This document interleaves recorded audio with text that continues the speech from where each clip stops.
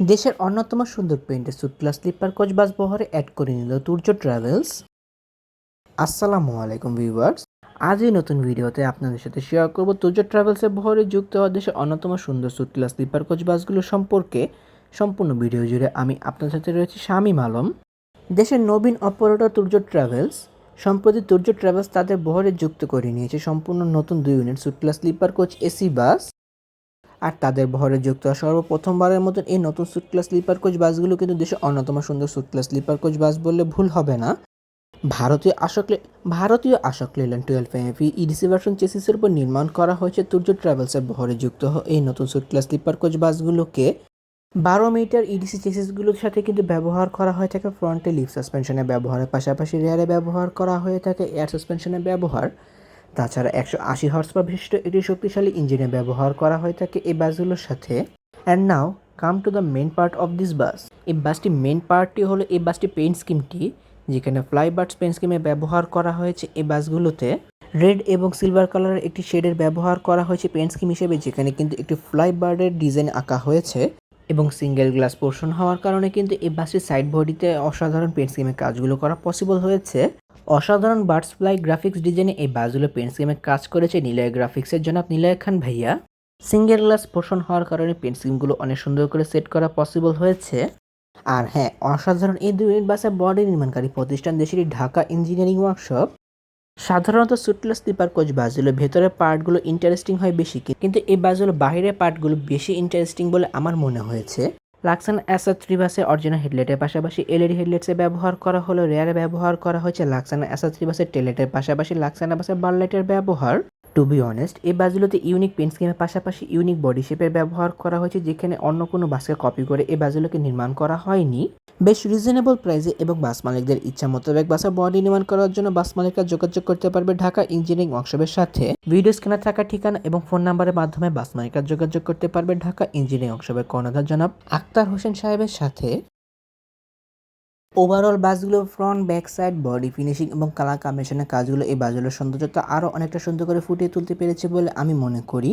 বিশেষ করে এই বাসগুলোর পেন্ট স্কিমগুলো কিন্তু যাত্রীদের আকর্ষণ করার ক্ষেত্রে বিশেষভাবে কাজে দিবে বলে আমি মনে করি।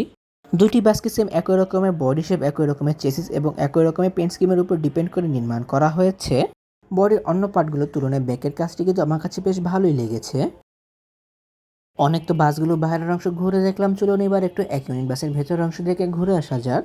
স্যুট ক্লাস স্লিপার কোচ এই বাসগুলো একসঙ্গে 43 জন যাত্রী বহন করতে সক্ষম, যেখানে বাসের নিচের কম্পার্টমেন্টে ব্যবহার করা হয়েছে বিজনেস ক্লাস ফরমেশন, মানে 2x1 ফরমেশনের সর্বমোট 28টি বিজনেস ক্লাস সিটের ব্যবহার, যেখানে প্রতিটি সিটের সাথে লেগ রেস্টের ব্যবহার করা হয়েছে এবং হিউজ পরিমাণ লেগ স্পেসের ব্যবহার করা হয়েছে। তাছাড়া বাসটির আপার কম্পার্টমেন্টে ব্যবহার করা হয়েছে বিজনেস ক্লাস ফরমেশন, মানে 2x1 ফরমেশনের সর্বমোট 15টি স্লিপার বেডের ব্যবহার, যেখানে কোনো প্রকার স্লাইডিং বেডের ব্যবহার করা হয়নি, প্লেন বেডের ব্যবহার করা হয়েছে। তাছাড়া এই বাসের ভেতরের সৌন্দর্যতা বর্ধনের ক্ষেত্রে অ্যাপ্লাই করা হয়েছে হরেক রকম চেন লাইটিং ডেকোরেশনের পাশাপাশি সিলিংয়ে ব্যবহার করা হয়েছে ফাইবার চেন লাইটিং ডেকোরেশনের ব্যবহার, যেগুলোকে RGB লাইট হিসেবে ব্যবহার করা হয়েছে। এবং বেডগুলোর সাইডের অংশে ব্যবহার করা হয়েছে ফাইবার লাইটিং ডেকোরেশনের ব্যবহার, যার জন্য এই বাসগুলোর ভেতরের সৌন্দর্যতা আরও অনেকটা সুন্দর করে ফুটে উঠেছে বলে আমি মনে করি। প্রথমে বেডগুলো সম্পর্কে বলতে গেলে প্রতিটি বেড বেশ বড় এবং আরামদায়ক, যাত্রীদের কমফোর্টেবল এনশিওর করার জন্য প্রতিটি বেডেই বেশ ভালো পরিমাণে স্পেস দেওয়া হয়েছে, যেখানে কিন্তু প্রতিটি বেডে ব্যবহার করা হয়েছে লেদারের ব্যবহার। এক পাশে সিঙ্গেল এবং অন্য পাশে ডাবল বেডের ব্যবহার করা হয়েছে, যেখানে সিঙ্গেল যাত্রীর পাশাপাশি কাপল যাত্রীরাও কিন্তু এই বাসগুলোতে জার্নি করতে খুব কমফোর্টেবল ফিল করতে পারবে। প্রতিটি ডাবল বেডে একটু বেশি পরিমাণে স্পেস দেওয়া হয়েছে, কারণ ডাবল বেডগুলোতে যাত্রীরা অনেক সময় তাদের ফ্যামিলি সহ জার্নি করে থাকে, এবং সিঙ্গেল বেডগুলোতে একজনের জন্য বেশ পারফেক্ট পরিমাণে স্পেস দেওয়া হয়েছে। অধিক সময় শুয়ে জার্নি করার ক্ষেত্রে এই সিটগুলো যাত্রীদের জন্য বেশ কমফোর্টেবল এবং আরামদায়ক মানের হতে পারে। আপার কম্পার্টমেন্টের বেডগুলোতে ওঠার জন্য সিঁড়ির ব্যবহার এবং ধরার জন্য অ্যাসেসপেবে হ্যান্ডেলের ব্যবহার রয়েছে প্রতিটি বেডের সাইডের অংশে। যেহেতু কোনো প্রকার স্লাইডিং বেডের ব্যবহার করা হয়নি, সো কোনো প্রকার বাঙ্কারের ব্যবহার নেই, কিন্তু ব্যবহার করা হয়েছে জুতা রাখার জন্য বক্সের ব্যবহার পায়ের কাছে, পাশাপাশি বোতল হোল্ডারের ব্যবহারও রয়েছে। প্রতিটি বেডের পেছনের অংশে হেলান দিয়ে বসার জন্য সোফার পোর্শনের ব্যবহার করা হয়েছে। ইউএসবি চার্জিং পোর্টের পাশাপাশি ব্যবহার করা হয়েছে LED lamp on off switch, পাশাপাশি সুপারভাইজার কলিং বেল সুইচের পাশাপাশি চার্জিং প্লাগের ব্যবহারও রয়েছে। প্রতিটি বেডের মাথার উপর রিডিং লাইটস এবং এসি কন্ট্রোলারের ব্যবহার করা হয়েছে। যাত্রাপথের যাত্রীরা প্রতিটি বেডের সাথে কিন্তু পিলো এবং ল্যাপ পিলোর পাশাপাশি ব্ল্যাঙ্কেটের সুবিধা পাবে।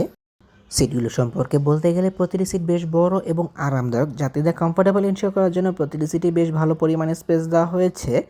তাছাড়া বিজনেস ক্লাস সিটগুলোতে তেমন কিছু বলার নেই, কারণ বিজনেস ক্লাস সিটগুলোতে বেশ ভালো পরিমাণে স্পেস দেওয়া হয়ে থাকে এমনিতেই। তাছাড়া লেগ রেস্ট দেওয়ার পরও প্রতিটি সিটের সামনে হিউজ পরিমাণ লেগ স্পেসের ব্যবহার করা হয়েছে পা মেলে বসার জন্য। লং টার্ম জার্নি করার ক্ষেত্রে এই সিটগুলো যাত্রীদেরকে কোনো প্রকার প্যারা দেবে না বলে আমি মনে করি। বেডগুলোর মতন সিটগুলোতে লেদারে ব্যবহার করা হয়েছে, যা এসি বাসের ক্ষেত্রে আমি বেশি প্রেফার করি। অ্যাডজাস্টেড হেডরেস্ট এবং আনএডজাস্টেবল নেক পিলার ব্যবহার করা হয়েছে প্রতিটি সিটের সাথে। তাছাড়া অ্যাডজাস্টেড হেডরেস্টের পাশাপাশি ব্যবহার করা হয়েছে সিট ও লেগরেস্ট ফোল আনফোল সিস্টেম চাবির ব্যবহার, যা যাত্রী নিজের প্রয়োজন মোতাবেক ব্যবহার করে নিতে পারবে। ডাবল সিটগুলো মাঝের অংশে কাপ হোল্ডারের ব্যবহার করা হয়েছে। প্রতিটি সামনের সিট থেকে পেছনের সিটের ডিস্টেন্স বেশ ভালো মাপে রাখা হয়েছে এবং পায়ের কাছে লেগ হ্যাঙ্গারে ব্যবহার করা হয়েছে পা মেলিয়ে বসার জন্য। চিপ জুস স্ন্যাক্স ক্যারি করার জন্য লেদারের ব্যাগের ব্যবহার করা হয়েছে। এছাড়া বাসগুলোতে আরও ব্যবহার করা হয়েছে ইউএসবি চার্জিং পোর্টের ব্যবহার মোবাইল ফোন চার্জ দেওয়ার জন্য। ডাবল সিটগুলো মাঝের অংশে ব্যবহার করা হয়েছে রিডিং লিডস এবং এসি কন্ট্রোলারের ব্যবহার, যা যাত্রী নিজের প্রয়োজন মোতাবেক ব্যবহার করে নিতে পারবে বলে আমি মনে করি। গত 5ই জুলাই একটি মিলাদের প্রোগ্রাম আয়োজন করার মাধ্যমে ঢাকা ইঞ্জিনিয়ারিং ওয়ার্কশপের গ্যারেজ থেকে তুর্য ট্রাভেলসের 1 ইউনিট সুটক্লাস স্লিপার কোচ বাসের ডেলিভারি করা হয়েছে।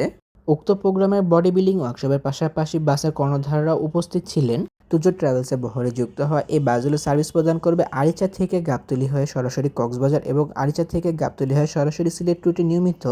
বাসগুলোর অসাধারণ কাজের জন্য অবশ্যই প্রশংসার দাবিদার রাখে ঢাকা ইঞ্জিনিয়ারিং ওয়ার্কশপ।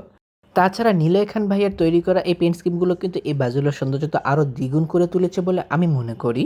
যেখানে গ্রাফিক্স ডিজাইনের কাজগুলো এত সুন্দর করে এই বাসগুলোর উপর করা হয়েছে, যার জন্য এই বাসগুলোকে দূর থেকে দেখলে অনেকে মনে করবে এই বাসগুলোকে হয়তো বাইরের কোনো দেশ থেকে নির্মাণ করে অতঃপর বাংলাদেশে নিয়ে আসা হয়েছে। তাহলে ভিউয়ার্স, ভিডিওটি কেমন লাগলো তো কমেন্ট করে কিন্তু অবশ্যই জানাবেন। যদি ভিডিওটি ভালো লেগে থাকে তবে অবশ্যই লাইক ও কমেন্ট করবেন এবং ভিডিও লিঙ্কটি আপনার বন্ধুদের সাথে শেয়ার করতে পারেন।